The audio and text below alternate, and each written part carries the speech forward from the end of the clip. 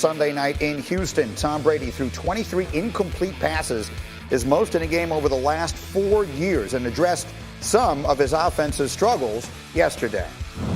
Quarterback's responsibility is to try to lead and motivate and get people to, play their best. We're learning as we go. We're not 2-10. We're 10-2. And I know there's very high expectations, and the expectations for our team often are a very, very, very high level, and I understand that. But at the same time, I think there's realistic expectations with our circumstances, and you can win one game per week, and this week it happens to be against the Chiefs, and we're going to have to play, a great game in order to beat those guys. Well, here are some numbers, right? Part of these struggles, they can't convert on third down. They're 39%. That's their worst since 2013. They're under 50% in the red zone with touchdowns as well. First time that's happened in forever. It's been a very long time. And I was fascinated by the two words that he used there: realistic expectations with our circumstances.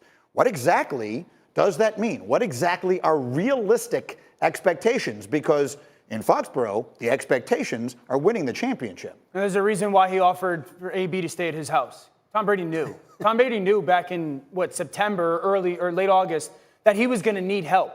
I continue to go back to the word trust. And I know there's some people out there that aren't liking that. But the reality is this: when it comes, football players are moments. You can't think, I'm going to look at this receiver and give him a chance in the third quarter because he potentially might get open. Trust is like a forest. It takes a long time to grow, and it can burn down really fast. And we've seen that trust, receiver to receiver to receiver, burn down as the season's gone on. And we watched it on national television on Sunday Night Football.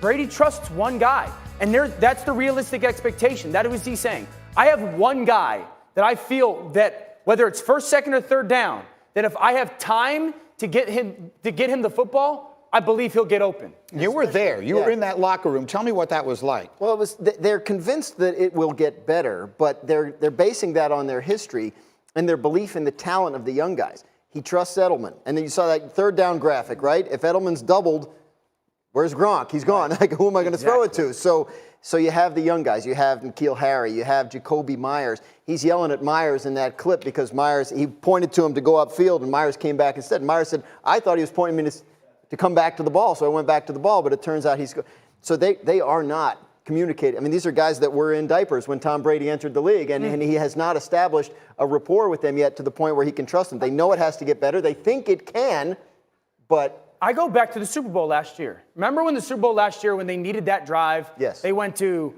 Edelman, Gronk. Yep. Right? Or the Edelman, Burkhead, Gronk. Because he had known in his mind, again, football is moments right now, that he knows what they'll do. Yes, I know what those guys are going to do. They're going to see it the same way. The ball's going to come out of my hands, and they'll be where they're supposed to be.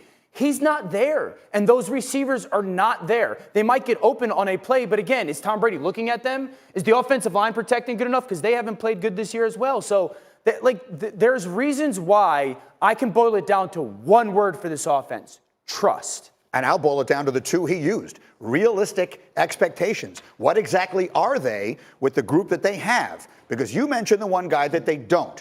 While the Patriots were losing in Houston, Antonio Brown was sort of trolling them, posting hints on Instagram that they need him in Foxborough. AB was released by the Patriots after playing one game in September. In November, sources told ESPN there are teams interested in signing Brown pending the resolution of the NFL's wide-ranging investigation into sexual assault allegations against him. That is obviously very serious stuff and far more important than anything involving football. But we're a sports show, and Mike Tannenbaum, you were talking to people at the NFL yesterday, because the question that I've had is, if the Patriots aren't trying to make an offer to Antonio Brown or any team trying to bring him back, the NFL is under really no urgency to make some sort of ruling. So how does this thing play out? That's right. So right now, no one's agitating to sign him. So therefore, it's in the state of flux where the commissioner has a rule. There's no sense of urgency on his part. Now, if Team X came along and said, hey, we want to sign Antonio Brown, we don't want to put him on the commissioner's exempt list, we want to sign him to our active roster, then the league would move ahead and have to make a decision quickly. So right now, it's kind of in the state of flux. Is there any way of gauging where the league stands on that, what the thinking is? At this point, no. At this point, if a team were to sign him, he would probably go on the commissioner's exempt list because the league is not ready to decide on potential discipline as a result of its investigation. At some point, they will be. And they could announce that decision even in advance of someone signing him, saying, okay, he's suspended for the next 3 games, 2 games, 1 game, whatever. And then a team would know, hey, if we sign him, we'll have him for X date. But as of now, they have not reached a conclusion of their investigation, and they don't know whether they're going to suspend him or not. So if you sign him today, he probably goes right on commissioner's exempt list. I wouldn't touch AB. I mean, I just wouldn't. I don't think that he's worthy of being in the NFL. I've been outspoken about that. I don't think that Tom Brady or this offense would be able to rely on him. I think that the Patriots have the ability to fix things. I honestly do. Like, if I was the Patriots, I wouldn't sign AB. I'd play Edelman, I'd play Burkhead, I'd play White, I'd play Ben Watson, and I'd play spread out football, no huddle, and I'd go Tom Brady. You got a month, okay? We're going to play no huddle football. We're going to spread everybody out, and you're going to run the line of scrimmage.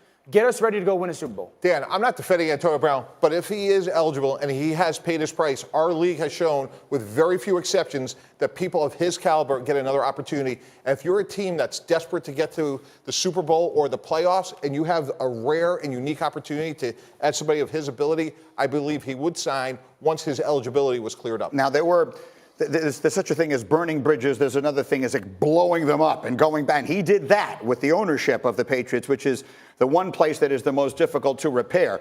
Do we think it is even remotely realistic that the answer to these realistic expectations in New England this year turns out to be Antonio Brown? I think it's very unlikely that the Patriots go back down that road. Yeah, and the timing of it as well. If he gets suspended, let's just say they make it. There's only 4 games left now. And don't forget, like, they're a team that's lacking talent, but they're not lacking cohesion. They're still a team. You don't bring somebody in who can blow up your football team character-wise. All right, we have more on this as we continue. Meanwhile, very interesting college stuff heading into the last weekend of that season. Elle.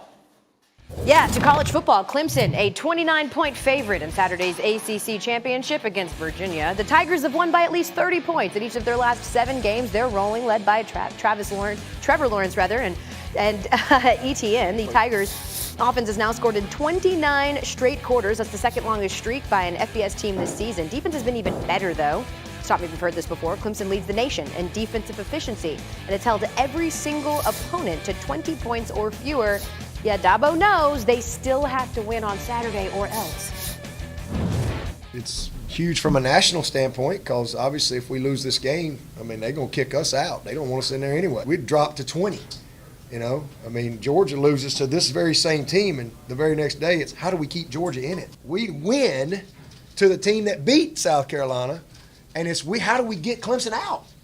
It's the dadgummest thing, you know. They can't vote us out. We got to go 30-0. I mean, we ain't got no choice. We don't play nobody. All I can tell you is we're 10-1 versus the SEC in our last 11. And we've won 115 games this decade. So has Ohio State and so has Alabama. And we've played both of them. And our program is what people don't focus on.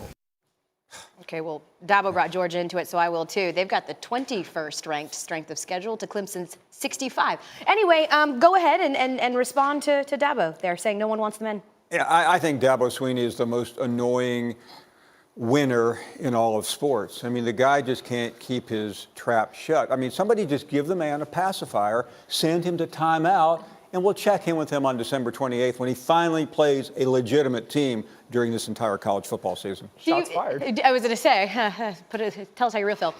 Do you think he's right, though? Like, honestly, if they somehow, by some miracle of God, lose to Virginia this weekend, are they out? Yeah, they would be out because of the perception of the ACC conference and the lack of respect that people have for it. I think that's the hardest part of Dabo's job is they don't have any wiggle room.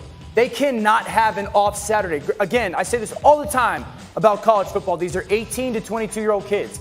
They cannot be off because they can't afford a loss where really every other team in the Power 5, maybe outside of the Pac-12, they can afford a loss and still be in the conversation.